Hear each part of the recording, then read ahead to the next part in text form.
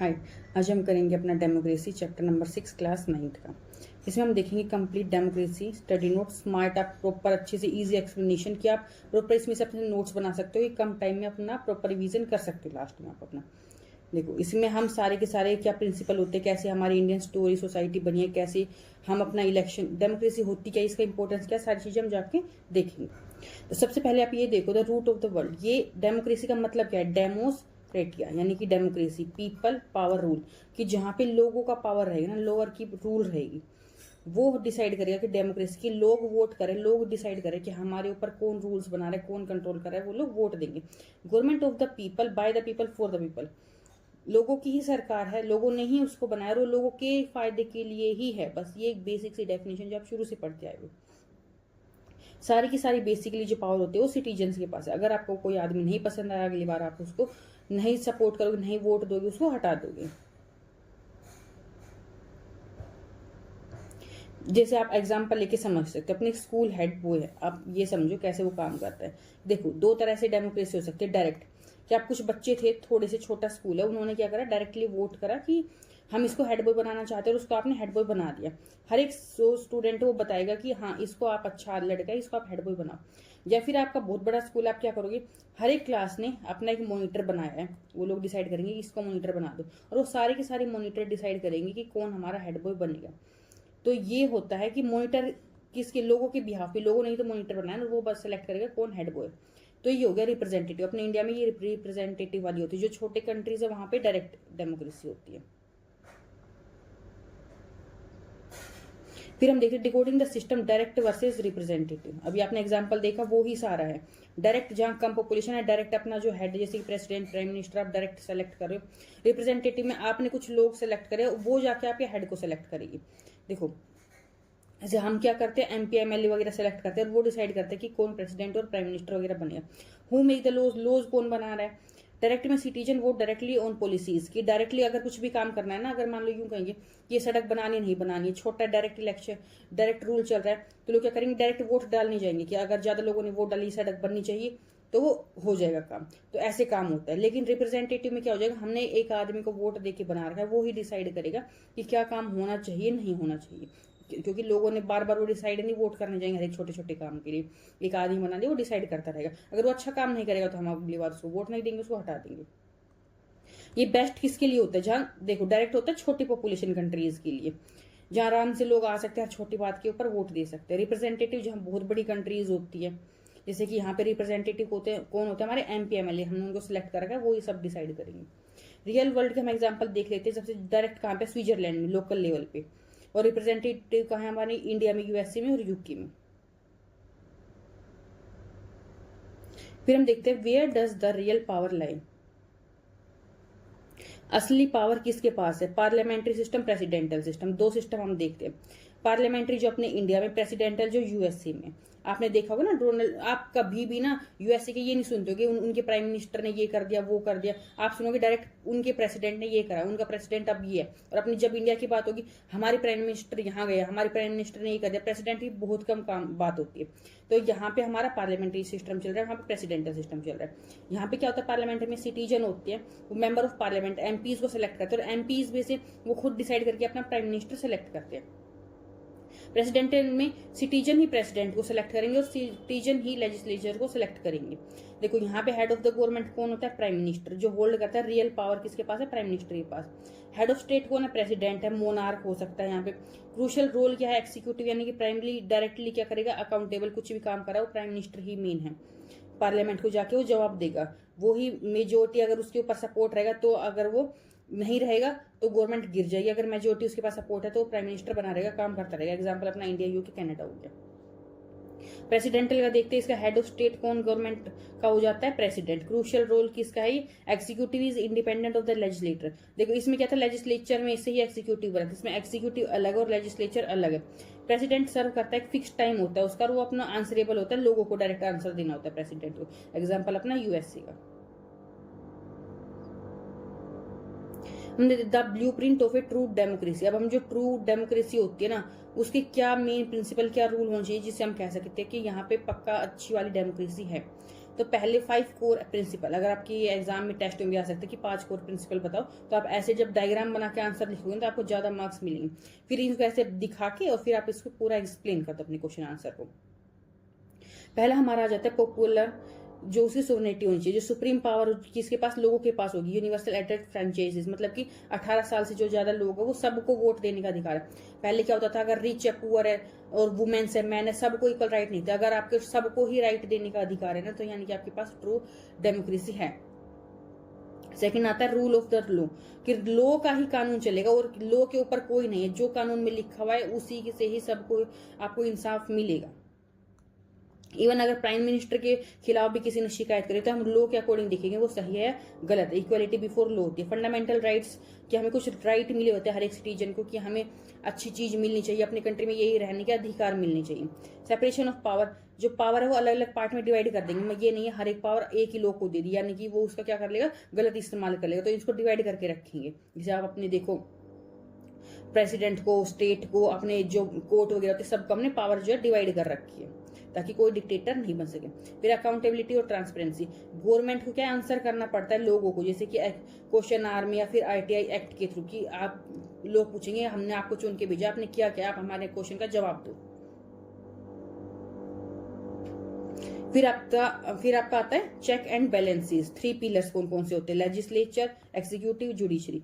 Legislature का क्या काम होता है, ये लॉज बनाती है। कौन होता है ये लेजिस्लेचर, हमारे यहाँ पे पार्लियामेंट, इसमें एमपीज एमएलएज बनते हैं। ये मिलके एल से लेजिस्लेचर, एल से ये लॉज बना रहे, लॉज कानून बना रहे हैं। एक्सिक्यूटिव देखो एक्सरसाइज, जो उसको एक्सरसाइज मतलब जो लॉज बना दे उनको आके अब ग्राउंड लेवल पे उनको करवाएगा कि हाँ ये कानून बना दिया कि दहेज नहीं लेना चाहिए, वो तो कानून बनाए थे उन्होंने वोट दे के। यहाँ पे वो चेक करेंगे कि ये सीरियसली ये चीजें हो रही है कि नहीं हो रही है। जैसे prime minister, council of minister, bureaucracy, ये सब चीजें जाके चेक करते काम करते। जुडिशरी यानी कि जज, जो जज है जैसे कि सुप्रीम कोर्ट, हाई कोर्ट, ये क्या करते हैं, जो लॉज हमने बनाए वो प्रॉपर जस्टिस सबको मिल रहा है कि नहीं मिल रहा है। System of check and balance prevent the misuse of power, कि जो तीनों की तीनों चीजें है ना वो एक दूसरे के ऊपर कंट्रोल करके रखते हैं, कि कोई भी ना तो जुडिशरी पावरफुल हो सकता है, ना एक्सिक्यूटिव, ना लेजिस्लेचर, तो एक दूसरे के ऊपर ही चेक लगा के रखते हैं चीजें। फिर हम देखते द फंडामेंटल 6 राइट गारंटी जो हमें दिए हुए। फर्स्ट हमारा राइट टू इक्वालिटी, यह आर्टिकल हमारा 14 से 18 में, इसमें 0 डिस्क्रिमिनेशन होगा based on caste, race, gender, मतलब आपको सबको इक्वालिटी मिलेगी। फिर राइट टू फ्रीडम, कि आपको कुछ भी बोलने का, रहने का, सारी मूवमेंट करने का आपको राइट मिला हुआ है। फिर 25 से 28 आपको क्या है कि आप कुछ भी प्रोफेस कर सकते हो, कुछ भी प्रैक्टिस, कुछ भी मान सकते हो अपने किसी भी रिलीजन में। फिर हमारा आता है राइट अगेंस्ट एक्सप्लॉयटेशन, कि कोई भी हमारे खिलाफ कुछ भी ऐसे किसी को, जैसे पहले चाइल्ड लेबर वगैरह होता था या फिर आप जबरदस्ती किसी से मजदूरी करवा रहे, ये सारी चीजों को ये बैन करता है। Right to freedom of religion, कि आप कोई भी रिलीजन, आप किसी भी विश्वास रख सकते हो, किसी आप हिंदू बन सकते हो, मुस्लिम, कोई आपको कुछ भी नहीं कहेगा। फिर कल्चर एजुकेशन राइट आपके 29-30 में, कि जो माइनॉरिटी में कम लोग हैं ना उनके कल्चर को प्रिजर्व करने में हम हेल्प करेंगे। फिर right to constitutional remedies, heart and soul of the constitution, ये सबसे मेन होता है आर्टिकल 32। ये होता है कि आप सिटीजन जो होता है स्टेट सुप्रीम कोर्ट के पास जा सकता है कि अगर उसके कोई भी राइट इनमें से नहीं मिल रहे हैं तो। फिर the evolution of the Indian democracy, कि हमारी जो इंडियन डेमोक्रेसी बनी कैसे है। देखो सबसे पहले हम देखते हैं स्टार्टिंग में एंशिएंट इंडिया, वैदिक पीरियड में, पहले क्या थे, अर्ली रूट्स में असेंबलीज होती थी, सभा, हम उसको समिटीज बोलते थे। वहां पे सारे के सारे लोग ऐसे ग्रुप में बैठते थे और वो डिसीजन लेते थे कि ये चीज होनी चाहिए या नहीं होनी चाहिए। फिर थोड़े आगे हम टाइम पे चले ब्रिटिश रूल में, वहां पे डेमोक्रेटिक वैल्यूज सप्रेस वहां पे दबा दी जाती थी, पीपल अपनी आवाज नहीं उठा सकते थे क्योंकि ब्रिटिशर्स की मर्जी चलती थी। तो ये यहाँ पे आके हमारा चीजें रुक गई थी। फिर हम स्टेप 3 में पहुंचते जब हमने कॉन्स्टिट्यूएंट असेंबली बनाई, जो जैसे कि हमारे डॉक्टर BR अम्बेडकर जी थे, लीडर्स थे, उन्होंने 2 साल 11 महीने और 18 दिन लगा के हमारे सारे के सारे रूल्स बनाए कि हम अपने कंट्री में ये रूल्स बनाएंगे और इसके अकॉर्डिंग हमारा कंट्री जो चलेगा। फाइनली हमारा जनवरी 26, 1950 में रिपब्लिक डे हम सेलिब्रेट करते हैं और हमारा कॉन्स्टिट्यूशन जो है बन जाता है और एकदम एनफोर्स हो जाता है। इंडिया अडॉप्ट कर लेती है उसको यूनिवर्सल एडेल्ट फ्रेंचाइजीज, मतलब कि हर जो एक पर्टिकुलर एज के बाद हर एक इंसान को राइट होगा कि वो राइट देके अपना लीडर चुन सकता है और उस रूल्स के अकॉर्डिंग जो उन्होंने बनाए, हमने बनाए, अपना कंट्री चलाएगा।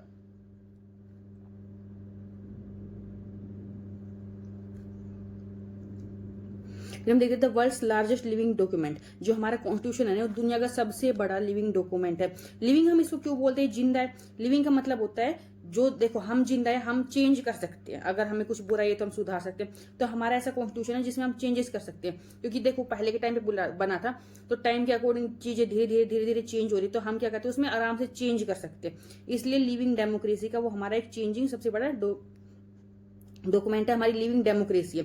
97 जो प्लस करोड़ हमारे वोटर्स है, हमारे लार्जेस्ट डेमोक्रेटिक इलेक्ट्रेट है, सबसे ज्यादा हम वोट करने वाले लोग हैं, और सबको चाहे गरीब हो चाहे अमीर हो, हमने सबको वोटिंग करने का राइट दिया हुआ है।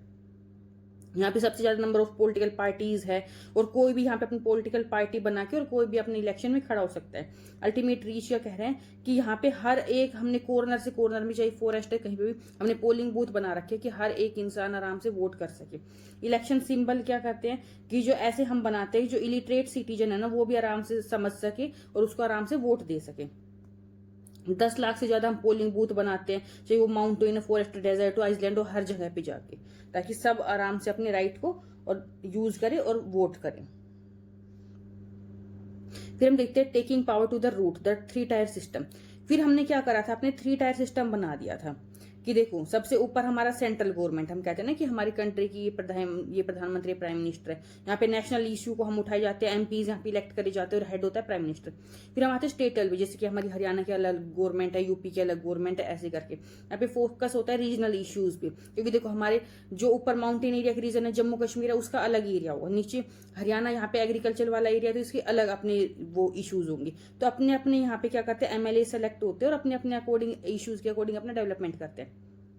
यहाँ का हेड होता है चीफ मिनिस्टर। फिर हम लोकल एरियाज में, जैसे कि हर एक विलेज पे, सिटी पे डेली का इशू, मतलब कहीं रोड बनानी या कुछ भी हो गया, अपना एकदम छोटी छोटी चीजों का वो अपना देखेंगे। यहाँ पे रूलर कौन होता है, पंचायत सरपंच होते हैं मेन हेड, म्यूनिसिपैलिटीज मेयर्स होते हैं।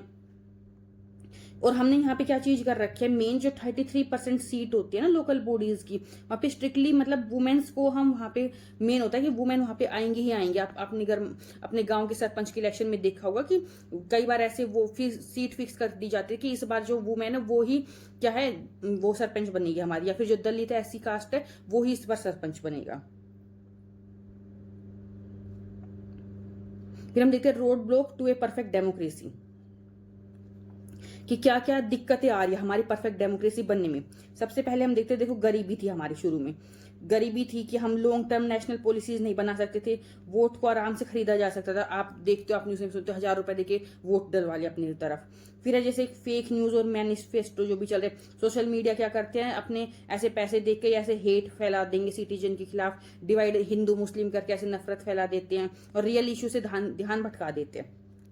सोशल इनइक्वालिटी है, देखो कास्ट और जेंडर के नाम पे क्या है, इतनी आप भेदभाव देखो, लड़के लड़के आज कितने ही डेवलपमेंट हो गए, लेकिन फिर भी इतना भेदभाव है।